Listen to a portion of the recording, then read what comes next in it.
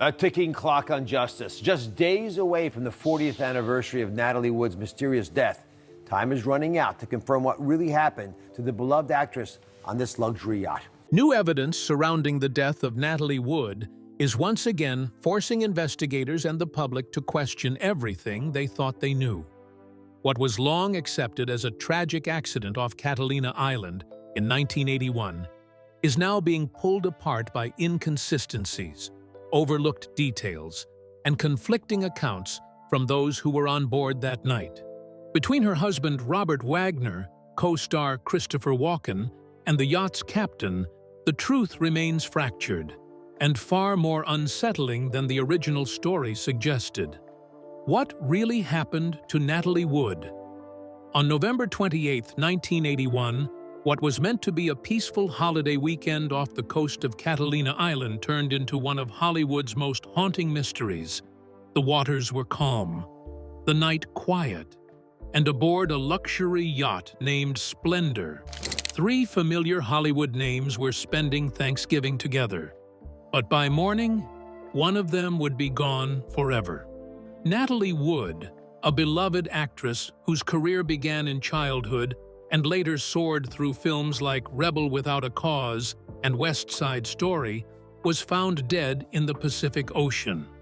She was only 43 years old. Her body was discovered floating face down in a red down jacket several hours after she was reported missing. The location wasn't near the yacht.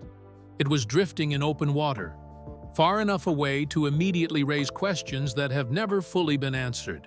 She had been traveling with her husband, Robert Wagner, fellow actor Christopher Walken, and the yacht's captain, Dennis Davern. On paper, it looked like a quiet, glamorous escape. Three Hollywood figures enjoying a private Thanksgiving weekend aboard a private vessel. But behind that polished image, something far less stable was unfolding. Earlier that evening, the group had gone ashore to a restaurant in Avalon called Doug's Harbor Reef. Witnesses would later recall drinking, laughter, and a relaxed atmosphere at first glance. But as the night went on, the tone reportedly shifted. Alcohol was flowing, conversations became sharper, and underlying tensions, some subtle, some long suspected, began to surface. What exactly happened after they returned to the yacht is where the story begins to fracture. According to accounts that would later emerge, the group continued drinking back on the Splendor. At some point, a disagreement broke out. The details vary depending on who is telling the story. Some versions suggest a heated exchange between Wagner and Walken. Others point toward tension between Wagner and Wood herself. Over time, even the yacht captain, Davern, would describe a night filled with raised voices and emotional volatility, though his early statements were far more restrained. Then comes the most crucial moment, the silence. At some point during the night, Natalie Wood disappeared. There are only fragments of what followed. Wagner later stated that Natalie had gone to bed early and was not seen again until she was missing. He also said a small inflatable dinghy, which had been tied to the yacht, was gone as well. From that, he concluded she may have taken it out alone into the dark water. That explanation, however, immediately raised concern. Natalie Wood had a well-documented fear of deep, dark water. Friends and colleagues had often spoken about it. She was reportedly not a strong swimmer. The idea that she would leave a yacht in the middle of the night in open ocean conditions alone in a dinghy was difficult for many to accept from the very beginning. By the time the Coast Guard was contacted, several hours had already passed. Search efforts began, but it was too late. At around 7:45 the next morning, her body was found floating in the ocean, wearing the same jacket she had been seen in the night before. The official conclusion came quickly: accidental drowning. The early coroner's report suggested that she may have slipped while trying to reboard the dinghy, struck her head, and fell into the water unconscious. On paper, it was a tragic but simple explanation. A sudden accident, a freak loss in the night. But the simplicity of that conclusion did not match the complexity of the scene. Almost immediately, inconsistencies began to surface. Why were there unexplained bruises on her body, including marks on her arms and face? Why did the timeline of her disappearance contain gaps? Why did the delay in reporting her missing stretch on for hours in a situation that should have triggered immediate alarm? And perhaps most unsettling of all, why did each person on board seem to remember the night differently? For decades, these questions remained in the background, overshadowed by the official ruling and the weight of Hollywood reputation. The case stayed closed for nearly 30 years, buried under a version of events that few publicly challenged at the time. But silence has a way of eroding certainty. In 2011, the case was reopened after new statements emerged, including shifting testimony from Captain Davern, who admitted that parts of his original account had been incomplete. He suggested there had been pressure to avoid certain details and not escalate the situation too quickly that night. That revelation changed everything. Suddenly, the story that had been accepted for decades no longer felt stable. The timeline began to shift. The behavior of those on board was re-examined, and the official narrative, once considered closed, started to show cracks. By 2012, even the official death certificate was amended, changing the cause from accidental drowning to drowning and other undetermined factors.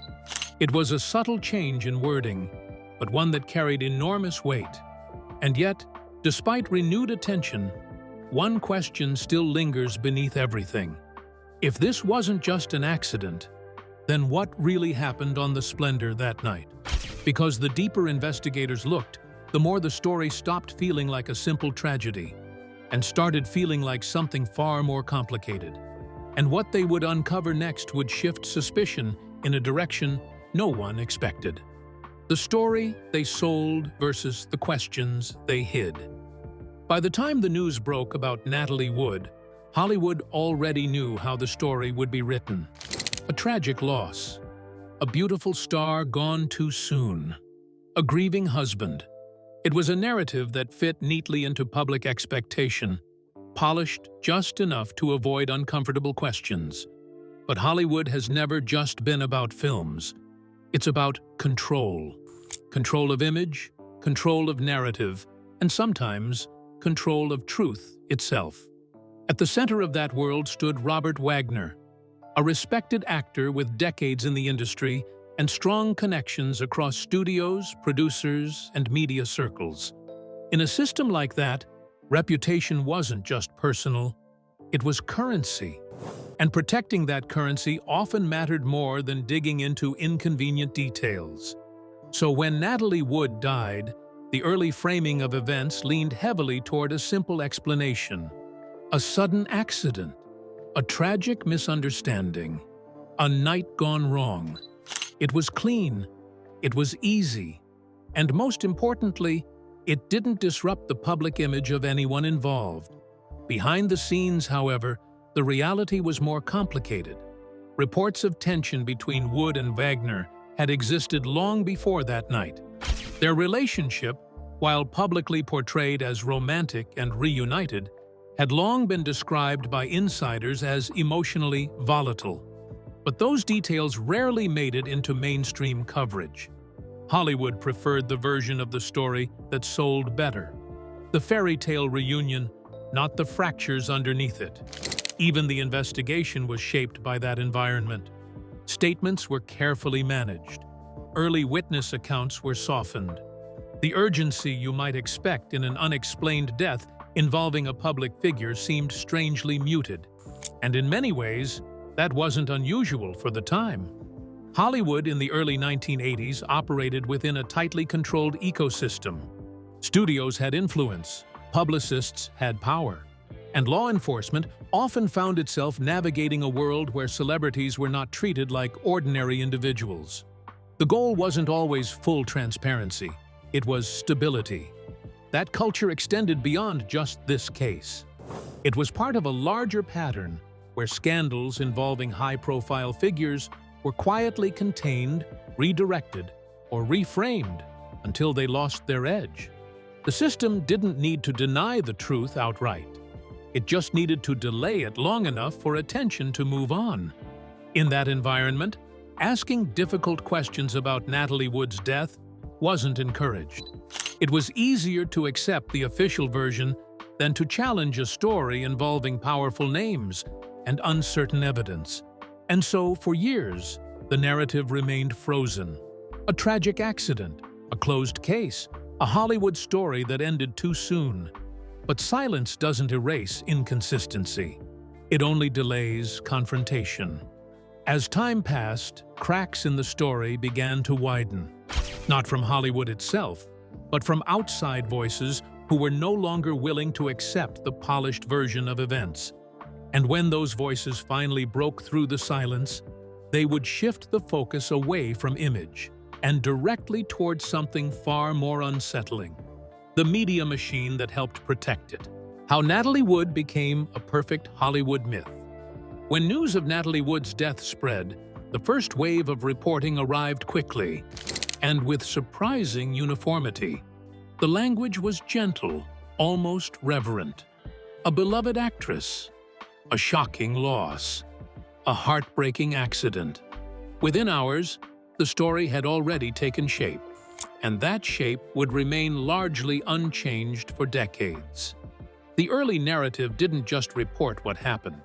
It decided how it should be remembered. From the start, coverage focused less on unanswered questions and more on sentiment.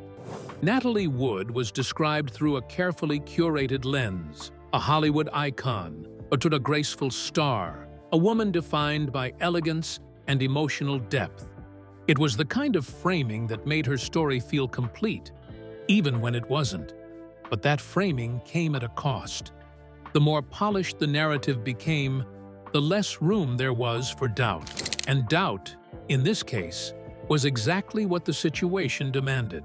At the center of the story stood Robert Wagner, portrayed publicly as a grieving husband devastated by sudden loss. In most early reports, his presence on the yacht was mentioned as part of the backdrop, not the focus. The attention stayed on Natalie Wood herself, while the details surrounding the night of her disappearance were softened or left vague. Even Christopher Walken, who was also aboard the yacht, received minimal scrutiny in the immediate aftermath.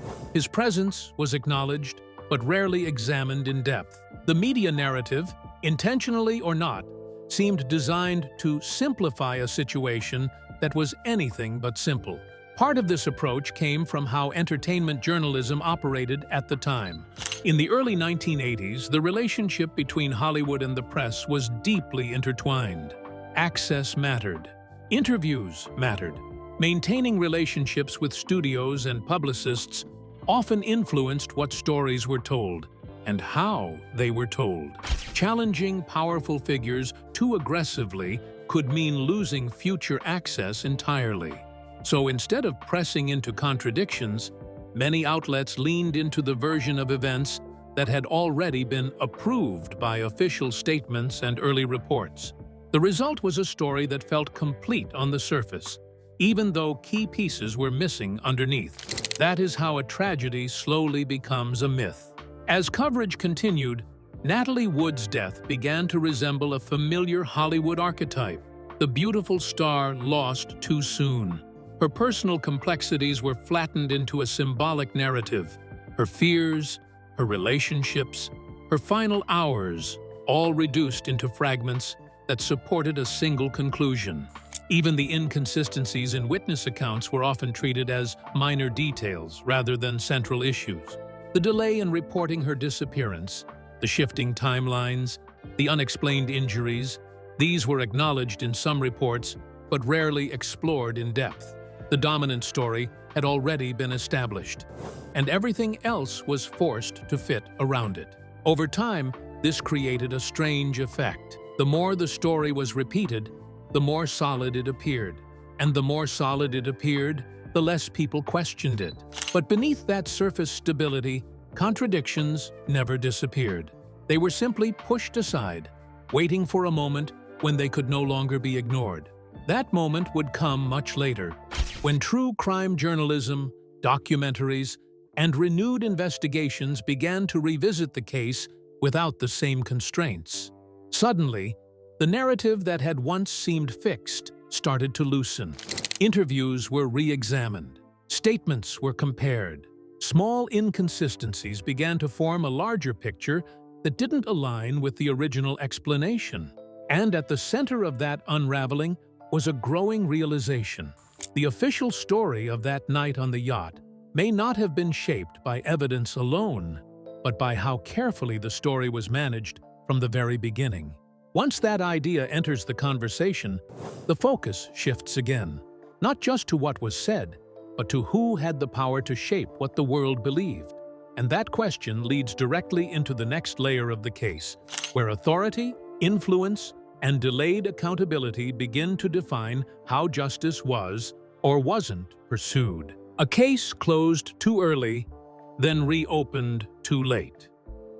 When the body of Natalie Wood was recovered off the waters near Catalina Island, investigators were immediately faced with a case that, on the surface, looked like a straightforward accident. But even from the beginning, there were details that didn't sit comfortably within that conclusion. Despite that, the official direction of the investigation moved quickly toward closure. The early ruling labeled her death as accidental drowning, suggesting she slipped while trying to reboard a small inflatable dinghy tied to the yacht. It was a simple explanation, one that avoided deeper complications, but simplicity, in this case, came at the expense of unanswered questions. One of the earliest concerns involved timing. There was a significant delay between when she was last seen and when authorities were contacted. In most missing person scenarios involving open water, especially at night, immediate action is critical. Yet in this case, several hours passed before a full search began. That delay would later become one of the most scrutinized aspects of the night aboard the yacht Splendor.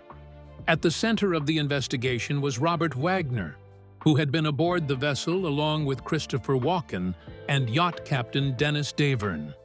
Each provided statements, but none of the accounts aligned perfectly. Over time, those inconsistencies would become harder to ignore. However, in the early 1980s, those contradictions did not lead to deeper legal action. Part of the reason was procedural. Investigations involving high-profile individuals often move cautiously, especially when there is no immediate physical evidence pointing clearly to foul play. Without a definitive trigger, no confirmed struggle, no witnessed crime, no clear forensic smoking gun, the case settled into the category of accidental death. But the absence of action did not mean the absence of doubt. Even basic details raised questions. Natalie Wood was known to have a strong fear of deep water. Friends and colleagues had described her discomfort around the ocean, especially at night. That fact alone made the theory of her voluntarily leaving the yacht in darkness difficult for many to accept. Then there were the physical findings. Bruises and abrasions on her body were noted during the autopsy, including marks on her arms and face that some experts later argued were not fully consistent with a simple fall and drowning scenario. These details did not overturn the ruling, but they lingered in the background, unresolved. Still, the case was closed. For decades, it remained that way. No new charges, no formal reopening, no legal movement, just a quiet acceptance of the original conclusion, despite lingering public curiosity and private doubts. It wasn't until 2011, nearly 30 years later, that the case was officially reopened by the Los Angeles County Sheriff's Department. The decision came after renewed attention from media investigations and new statements from individuals connected to the original inquiry. One of the most significant developments came from Captain Davern, who altered aspects of his earlier account. He later stated that he had withheld certain details during the original investigation and suggested that the atmosphere on the yacht that night was more tense than initially reported. His revised statements reignited public interest and forced authorities to revisit the timeline. Suddenly, the case was no longer static. It was active again. By 2012, the Los Angeles County Coroner's Office amended Natalie Wood's death certificate, changing the official description from accidental drowning to drowning and other undetermined factors. That shift, while subtle in wording, carried significant weight. It acknowledged that the original explanation may not have captured the full picture. Then came another turning point. In 2018, the Los Angeles County Sheriff's Department officially named Robert Wagner a person of interest in the case. It was not a charge. It was not an accusation. But it was a formal acknowledgement that his involvement in the timeline warranted closer attention. Even so, no criminal charges were filed. Wagner has consistently denied any wrongdoing and has refused to participate in further questioning in recent years. His position remains unchanged, that Natalie Wood's death was a tragic accident. And yet, despite decades of investigation, reopened files, revised reports, and shifting testimonies, the case still exists in a strange space, somewhere between closure and uncertainty. The evidence is incomplete. The timeline is inconsistent. The accounts do not fully align. And the most important question, what truly happened in the final hours aboard the Splendor, remains unanswered. What makes this case especially unsettling is not just the lack of resolution, but the length of time it took for the questions to even be taken seriously again. 3 decades passed before official reconsideration began. 3 decades where the story remained unchanged in public records, even as doubts quietly accumulated. And that delay itself becomes part of the mystery. Because in cases like this, time does not just pass. It reshapes what can still be proven. And by the time the investigation finally reopened, the evidence that might have clarified everything had already begun to fade, leaving behind a case built as much on absence as on fact. Which leads to one final unavoidable question. If the truth was always there, why did it take so long for anyone to look again? Thanks for watching. If you found this story intriguing, don't forget to like and subscribe for more deep dive mysteries and real-life investigations. Share your thoughts below and stay tuned for the next video.